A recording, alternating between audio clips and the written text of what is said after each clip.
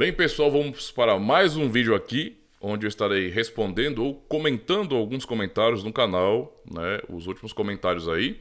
Dessa vez eu vou responder, pelo que eu vejo aqui, talvez, né, a 3 arminianos, tá? Que comentaram no vídeo que eu fiz, no caso, um cortezinho do vídeo aqui do canal, né, de uma live, que tem a thumbnail arminianismo é mera lógica humana, tá? Então vamos começar aqui, são 3... talvez aí eu acho, né, arminianos que responderam aqui. Então, começando com o Ricardo. Muito obrigado por seu comentário, Ricardo. Então, ele fala bem assim: e daí? O calvinismo também é uma sistematização humana da revelação divina. Eu acho que o Ricardo não entendeu muito bem. Eu não estou atacando a lógica, eu não estou rejeitando a lógica. Entendeu, Ricardo? Não tem a ver com isso, não. A Escritura nos apresenta uma lógica, não é? Não é só a sistematização, não é? Isso é o que nós fazemos. Toda a tradição cristã sistematiza as doutrinas bíblicas, esse é fato, mas há doutrinas bíblicas, há uma teologia bíblica, por exemplo. E a Bíblia nos apresenta algo, não é, que seja coerente também, dentro do contexto da própria Escritura. Então, eu não estou combatendo lógica, não. Certo? O que nós estamos falando aqui é sobre a lógica arminiana. Como é que o arminianismo apresenta, não é, a sua interpretação, ou como geralmente os arminianos pensam com relação à Escritura Sagrada? De uma maneira que nós consideramos como mera lógica humana. Ou seja, o arminiano, quando olha para a Escritura, ele não se submete ao que a Escritura está dizendo de cara. Ele vai olhar para a Bíblia, embora ele esteja lidando com textos que não são de difícil interpretação, são textos claros, declarações diretas, mas como são textos que, digamos assim, são chocantes com aquilo que é comum ao ser humano pensar, né? Nós temos uma maneira de pensar na própria sociedade, no mundo, no sentido geral, que tem a ver com liberdade, então livre-arbítrio nesse sentido, o que nós achamos como coerente, bom senso, nosso senso de justiça. Então tudo isso aí, não é, vai junto e até determina em como o arminiano vai entender a Escritura. Por isso, quando o arminiano lê a Bíblia, ele acaba não aceitando o que é daquele jeito, mesmo que esteja ali. Ele tem que fazer algum tipo de distorção, tá, necessária para a sua maneira de pensar. Tanto é assim, tá? Tanto é assim que você vai perguntar a qualquer pessoa ímpia que não conhece o Evangelho e, portanto, não tem nada relacionado à fé nesse sentido, ela vai concordar com os princípios de Armínio, por exemplo, com os princípios arminianos, remonstrantes, não é? Com o que vocês dizem, por exemplo, porque para ela vai fazer muito sentido. É claro que nós temos livre-arbítrio, nós definimos o nosso próprio destino, o homem tem a caneta do destino na sua própria mão. Isso é a coisa mais comum do mundo, por isso, para nós, isso não tem a ver com fé, isso é mera filosofia humana. Entendeu o que eu quero dizer? Mas vamos continuar aqui, porque quando eu responder os outros, né, isso vai se encaixando melhor e vai ficando mais claro. Então, o Charles também comentou aqui. Muito obrigado, Charles, por seu comentário. Ele falou bem assim: olha, o arminianismo não exclui a soberania de Deus. Em tese, não, né? Não. Inclusive, é muito bom ressaltar uma coisa. Não sei se vocês pensam assim, mas se vocês pensam assim, eu quero aproveitar e cortar logo de uma vez aqui o mal pela raiz, porque algumas pessoas podem pensar bem assim: o arminianismo trata de responsabilidade humana e o calvinismo trata de soberania divina. Soberania divina. Está totalmente errado. Tudo isso está no calvinismo.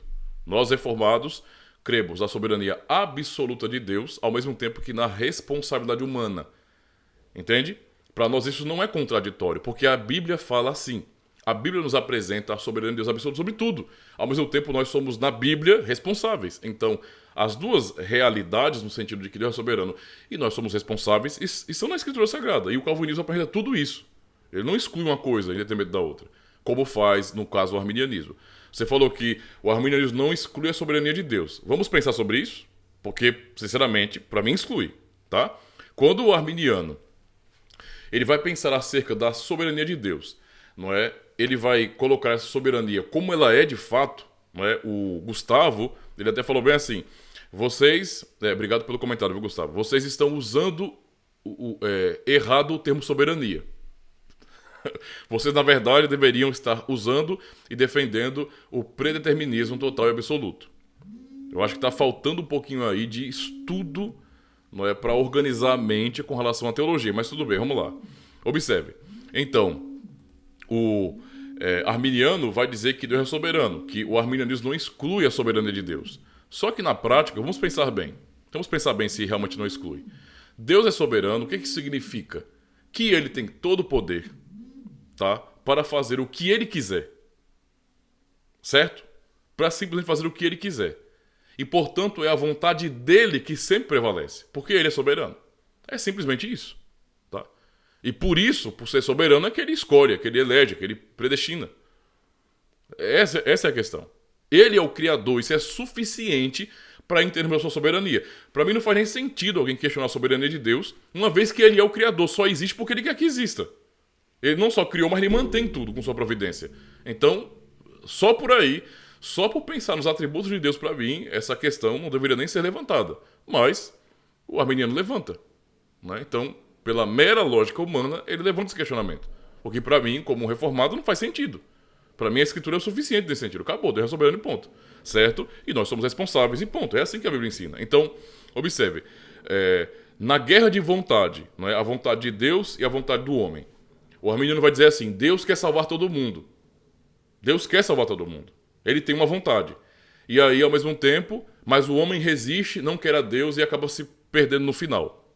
Então quer dizer que na guerra de vontade, a vontade de quem prevalece?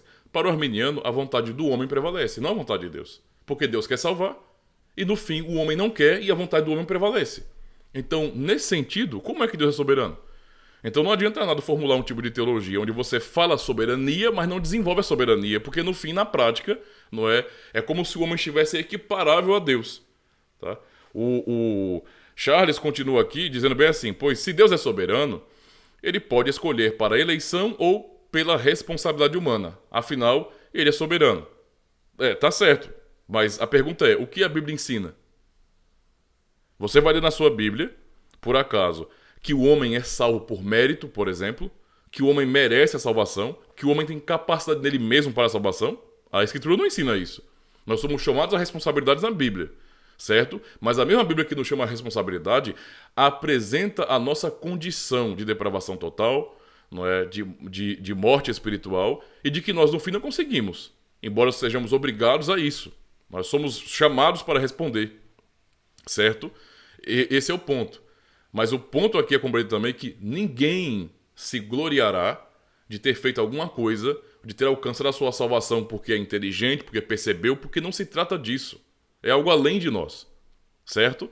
Então, a questão não é, Deus é soberano, então ele pode fazer uma coisa, pode fazer outra. É verdade, irmão, mas o que ele fez? O que está escrito na Bíblia? Entendeu? Então, nesse sentido, eu deixo de lado a mera lógica humana e fico com aquilo que a Bíblia está apresentando. Esse é o ponto aqui. Ele continua. Mas eu creio mais no arminianismo. Fazer o quê, né? Porque, como eu falei, arminianismo, cara, não tem nada a ver com fé, não. É só filosofia. Pois não consigo entender Jesus. Você não consegue, né? Dar sua vida. Eu não consigo entender Jesus dar a vida pelo pecado original que está sobre todos, não é? E ao mesmo tempo não dar a todos a mesma oportunidade de salvação. Sinceramente, para mim, não faz sentido. Então, eu faço uma pergunta para você, Charles, que vai servir para o Ricardo e para o Gustavo também. Deus deve alguma coisa a alguém? Vamos pensar sobre isso. Deus deve alguma coisa a você, a mim, ou qualquer outra pessoa? Deus deve alguma coisa à humanidade? Percebe como é usar a mera lógica humana para julgar a Deus ou julgar a Escritura? Eu sei que na cabeça de vocês, talvez, ou de outro aí, vocês estão batendo na teologia reformada. Só que, bater num fantoche, porque no fim, a questão não é o nome calvinismo ou fé reformada. É a Escritura. Quando vocês questionam isso, vocês não estão questionando a nós, não. Mas a Escritura. O que a Escritura está ensinando? Mas eu tenho aqui 12 versículos. Cara, não é assim que se constrói teologia. Né? A Bíblia não é um livro de 12 versículos. Entendeu a situação? Há um desenvolvimento na história da redenção, do pacto, e, portanto, um desenvolvimento de teologia, de uma compreensão de Deus, dos seus planos. Certo? É isso. Então, 12 versículos ou mais, a Bíblia não é formada por isso, não. Tá? Então, por isso que eu estou perguntando, Deus deve alguma coisa a alguém? Pensa nisso. Tá? Pensa nisso. Porque parece, muitas vezes, que é como se Deus ele tivesse um peso nas suas costas se ele não salvasse todo mundo. Ou então ele fosse, de alguma maneira, obrigado a enviar Cristo para morrer por cada indivíduo neste mundo. Mas onde é que Deus está obrigado a isso? Quem pode obrigar Deus a alguma coisa? Tudo que Deus realizou e realiza é de sua livre graça. Ele faz porque Ele quer. Lembre dessas palavras. Tá? Êxodo 33, Romanos 9. Terei misericórdia de quem eu quiser ter misericórdia. E vou me compadecer de quem eu quiser me compadecer. Ou seja, Deus faz tudo de acordo com a sua livre graça. Ele não é constrangido pelo ser humano.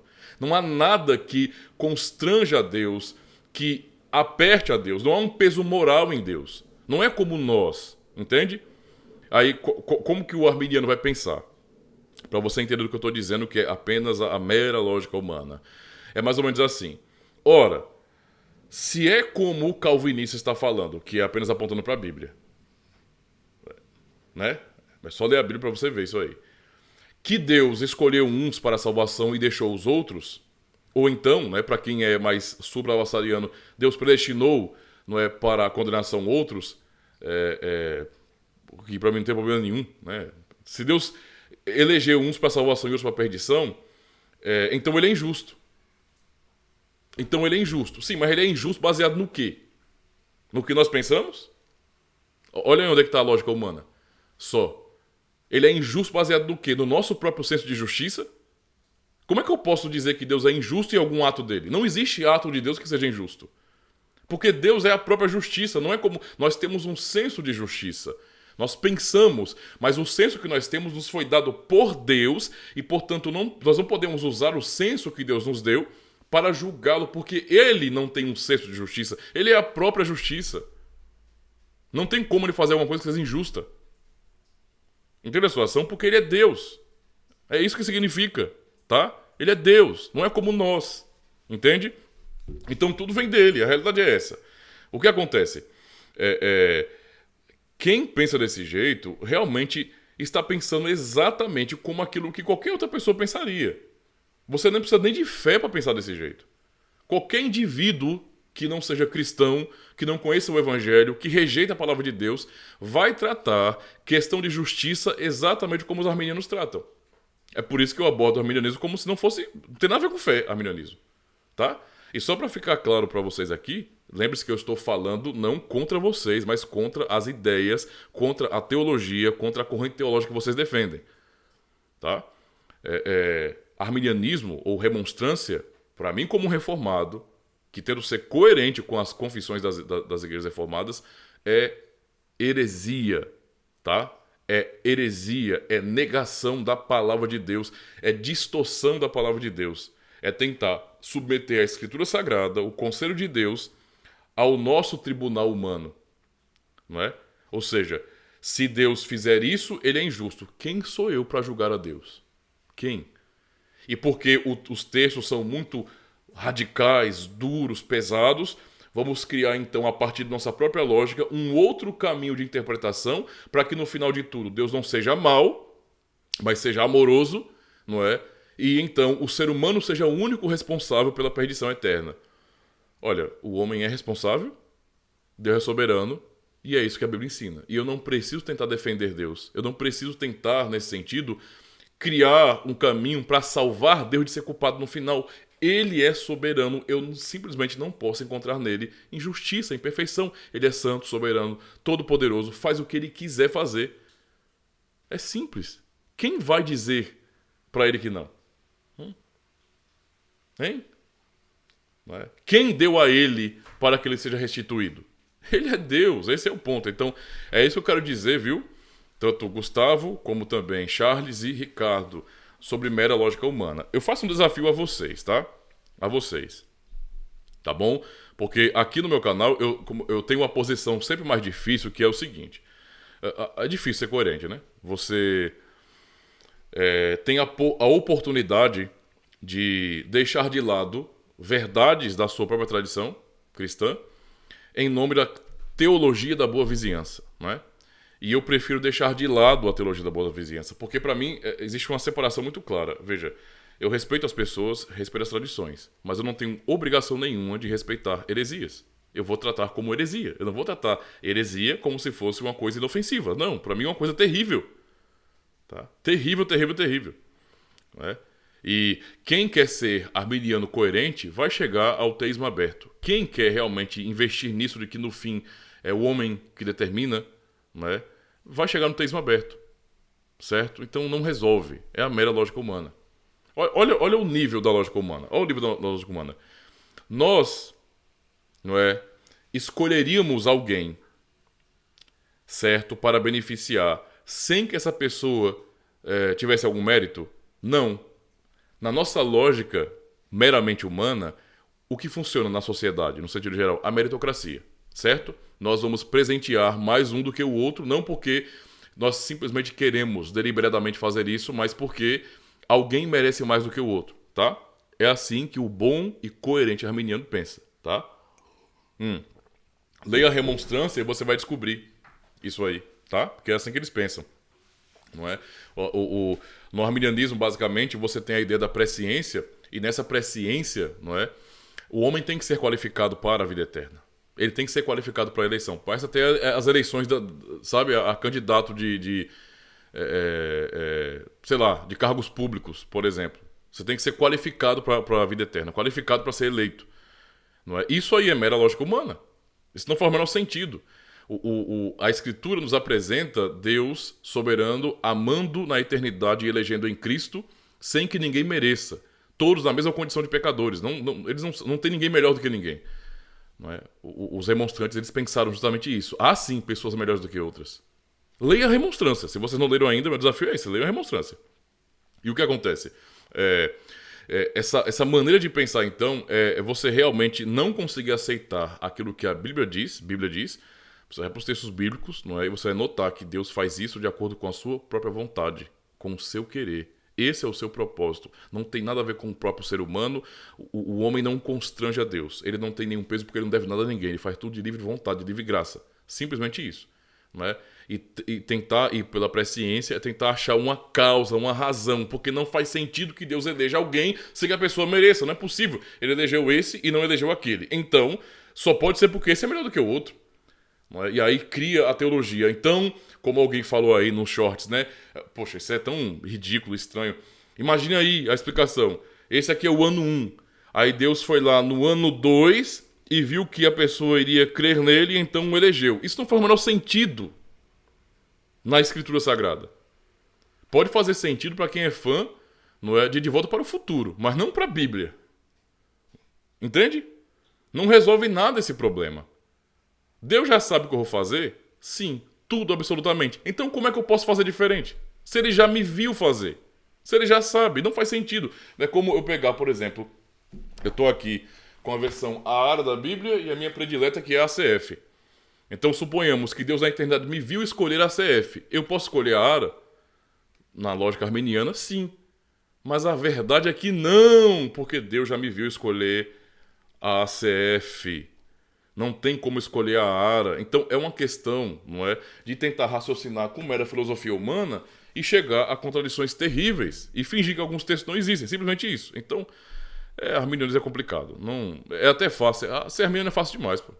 Nós reformados ficamos com a parte mais difícil, com a parte mais conflitante, porque nós temos conflitos também. Você acha que é fácil para nós? Vocês acham que é fácil para nós reformados, não é, afirmarmos certos textos da palavra de Deus que são tão contundentes, tão claros,